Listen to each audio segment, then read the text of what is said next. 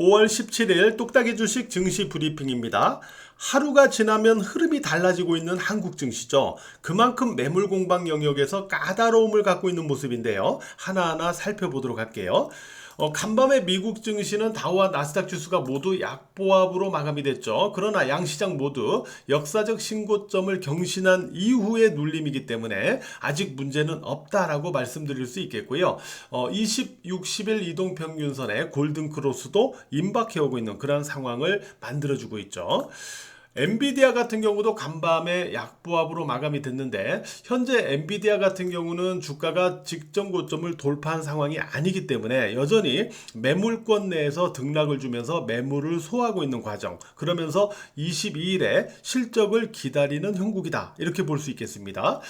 엔비디아의 기준선도 현재 주가 아래에 위치하고 있기 때문에 아직 패턴상 별다른 문제점은 없어 보이고요. 22일에 실적 발표 이후에 주가 흐름이 상당히 중요하죠. 이거는 한국의 AI 반도체 관련주 주가 향방에도 상당히 중요하고요. 그 말씀을 드렸었죠.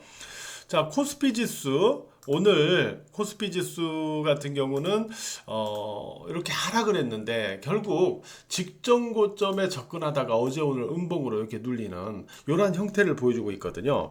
그래서 이번 반등이 전고점 접근에서 저항이 나타날 거다, 이러한 점은 우리가 알고 있었잖아요. 그렇지만은 또 이렇게 올라오는 과정에서 음봉으로 잦은 매물 소화를 거치면서 올라왔기 때문에 그래도 혹시 했는데 역시나 직전 고점에 저항되면서 이렇게 눌리는 그러한 형태를 보여주고 있어요. 자, 이럴 때는요, 어김없이 외국인의 선물 매도가 등장합니다. 오늘도 코스피에서 외국인 선물은 4,010계약의 순 매도를 나타냈어요. 근데 여기에서 우리가 알 수 있는 게 뭐냐면은, 외국인이 우리가 계속해서 뭐 이렇게 추적해 왔었지만은 이번 6월물 선물에 대해서, 코스피 6월물 선물에 대해서 5만 계약 가까이 매도로 누적했다가 지난번에 대량으로 다시 청산하는 그런 과정이 있었잖아요. 근데 이 청산 과정이 누적상으로 볼 때 매수로 전환되지 않고 매도로 1만 계약 이상의 매도 누적은 일단 유지를 해주고 있다는 점이죠. 그래서 현재 외국인 6월 선물에 대한 코스피 매도 누적은 현재 시점 15,808계약을 가리키고 있는데, 자, 바로 이런 부분이 외국인의 이를 가지고 가늠해 볼 수 있다는 거예요. 그러니까 외국인 투자자들이 지난번에 이 청산을 통해서 어느 정도의 반등은 인정하겠다. 그러나 매수로 전환하지 않고 1만 계약 이상의 매도 누적을 유지하는 데서, 그러나 어느 정도 수준 이상은 당장은 허용하지 않겠다, 이런 의도를 보여주고 있다는 거죠. 이런 의도가 코스피 지수에 그대로 나타나는 과정이 아닌가, 이렇게 추정을 해보고 있습니다. 기술적으로는 이렇게 생각이 돼요. 지금 코스피 같은 경우도 20, 60 이동평균선이 지금 골든크로스 쪽으로 이렇게 접근하고 있잖아요.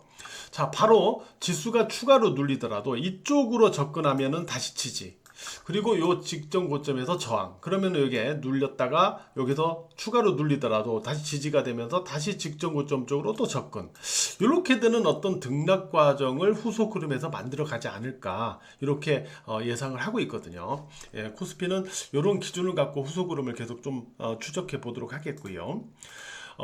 문제는 이제 이 코스닥 지수입니다. 코스닥 지수는 5월 들어서 사실은 올라간 게 없어요. 올라간 게 아니라 5월 구간에서 오히려 빠졌다, 눌렸다, 이렇게 봐야 되겠죠.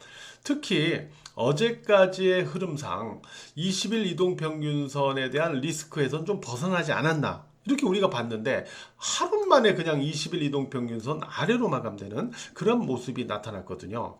뭐 특별한 방향성보다는 박스권 등락에서 매물 소화를 지속하고 있다, 이렇게 일단 볼 수 있는 패턴인데, 이렇게 오늘 나타난 이유는 세 가지입니다. 세 가지. 자, 첫 번째는 지난번에도 말씀드렸듯이 코스닥의 신용이에요. 그래서 코스닥의 신용은, 코스닥 지수가 우리가 살펴봤듯이 5월 달에 오른 게 없고 오히려 빠졌잖아요. 그런데도 불구하고 코스닥의 신용은 보시는 대로 연일 증가하고 있다는 거죠. 그러면서 신용거래 추이선이 보시는 대로 위로 계속 올라가고 있잖아요.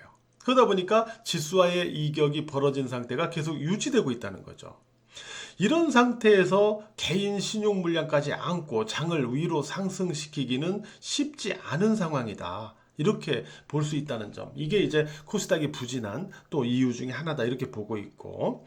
두 번째는 이제, 바로 돌발 변수에 따른 종목별 주가 변동성이라는 건데, 오늘도 코스닥에서는 HLB 관련주 8종목이 모조리 하한가로 급락을 했어요. 표적 항암제 리보세라닙의 FDA 승인이 불발된 이러한 악재가 있었기 때문이죠. 대략 시총 15조 원 이상짜리가 하한가를 맞았다. 이렇게 생각하시면 되겠습니다. 특히 HLB의 시가총액이 높죠. 그래서 총 합쳐보면 15조 이상의 시총 종목이 하한가를 맞은 결과와 같아요. 그런 만큼 코스닥 지수가 오늘 빠질 수밖에 없었다 라고 봐야 됩니다. 이 중에서 한 종목을 제외하고는 다 코스닥 종목입니다. 중국 파트너사죠. 항서제약의 면역 항암제 제조 공정상의 문제 때문으로 알려졌는데요. HLB가 리보세라닙 재승인 신청을 만약에 하더라도 최소한 1년 6개월 이상의 시간이 걸리기 때문에 HLB는 당분간 어려움에 놓일 가능성이 높죠. 한국의 바이오는 과거 이제 줄기세포부터 신라젠, HLB 이번 이런 사건까지 기대는 크고 주가는 이제 급등을 하는데 결과는 초라한 이러한 계보를 계속 이어가고 있어가지고 이런 부분들이 조금 안타깝습니다.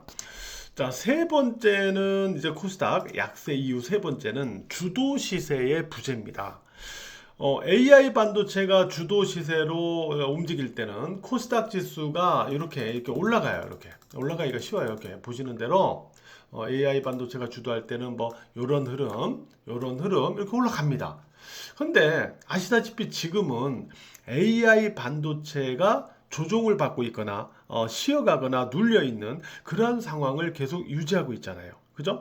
그런 상태에서 어떤 대안 시세 이외에 새로운 주도 시세가 나오지는 못하고 있잖아요. 그죠? 그러다 보니까 결국 코스닥 지수가 올라가지 못하는 상황을 맞이하고 있다. 이렇게 봐야 됩니다.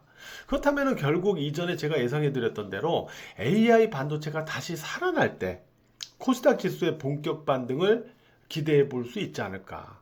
현재까지로는 이 생각을 유지해 보고 있다는 거죠. 왜냐면 새로운 주도 시세는 없으니까. 대안 시세 이외에는 이렇게 보고 있어요. 그래서 코스닥은 이와 같은 세 가지의 이유 때문에 결국 이렇게 약하다 이렇게 볼 수 있는데 결국 코스피는 외국인 선물 누적이 매수로 전환될 때 그리고 코스닥은 신용거래 주의선이 지수선 아래로 내려가고 또한 AI 반도체가 다시 살아날 때 다소 시원한 상승 국면을 기대해 볼 수 있다라고 말씀드릴 수 있겠습니다. 자, 종목들을 좀 살펴보도록 하겠습니다. 종목을 볼 때 먼저 삼성전자 오늘도 음봉으로 눌림을 나타내는 모습이죠. 자, 외국인 매도가 계속 영향을 주고 있는데요. 20일 이동평균선 위로 양봉으로 올라설 때까지는 매수보다는 관망이 유리해 보인다라고 오늘 또 말씀을 드리도록 하겠고요.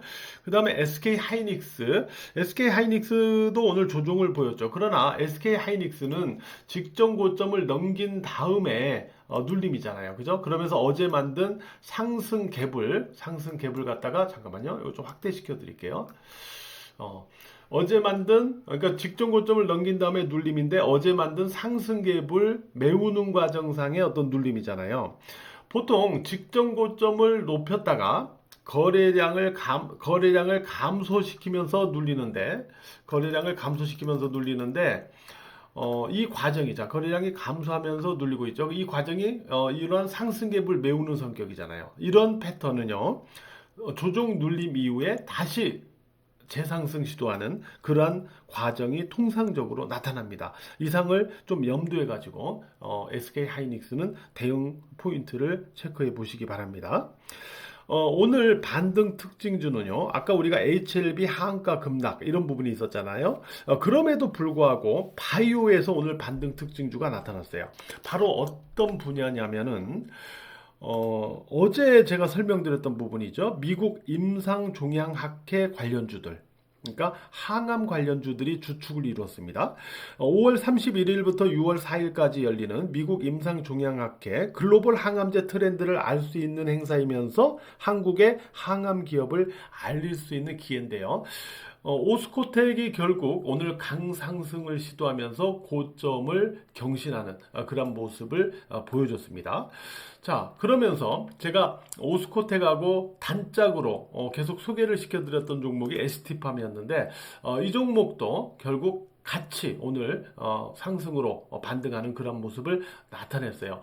ST팜 같은 경우는 거래량 감소로 눌리기 때문에 하반 경직을 보인 이후에 재상승을 시도할 수 있다. 이렇게 말씀드렸었는데 현재까지로는 예상했던 그러한 패턴 그대로 움직임을 가져가고 있는 그런 모습입니다. 그리고 유한양행, ABL 바이오, GI 이노베이션, 어제 말씀드렸던 이러한 임상종양학회 관련주들이 오늘 반등으로 흐름을 가져갔고요. 또한 알테오젠, 그리고 리가캠 바이오 이런 종목들이 패턴을 다시 살리면서 오늘 반등하는 그런 모습을 보여줬습니다. 일단 패턴을 살려나가고 있는 종목들은 좀 주목을 추가로 좀 해볼 필요가 있겠고요. 알테오젠 같은 경우는 MSCI 한국지수 편입 모멘텀도 있었잖아요. 그래서 그러면서 오늘 거래량이 증가되면서 이러한 음선이나 이런 데서 이제 거래량이 이렇게 나왔는데 그거보다 이상의 이러한 증가된 거래량을 갖고 양봉으로 올렸기 때문에 이러한 경우에는 다시 주가를 살리는 계기가 될 수도 있고요. 그랬으면 좋겠다 이렇게 생각이 되는데 장 마감 후에 13만 6천 주 주식 매수 선택권 추가 상장 공시가 있었더라고요. 그래서 시간 외로는 1%대 빠져있는 모습을 봤는데 오를만 하면 뭐 추가 상장 물량 이런 부담을 주고 있는 그런 모습이 있는데요. 어쨌든 월요일 잘 극복해 나가면서 주가 흐름을 살려나가는지 알테오젠도 체크해 볼 필요가 있겠습니다. 오늘 조선주에서 HD현대중공업 주가가 대주주 지분 블록딜 매각 소식으로 하락하면서 조선주 섹터 전반에 조정 영향을 줬어요.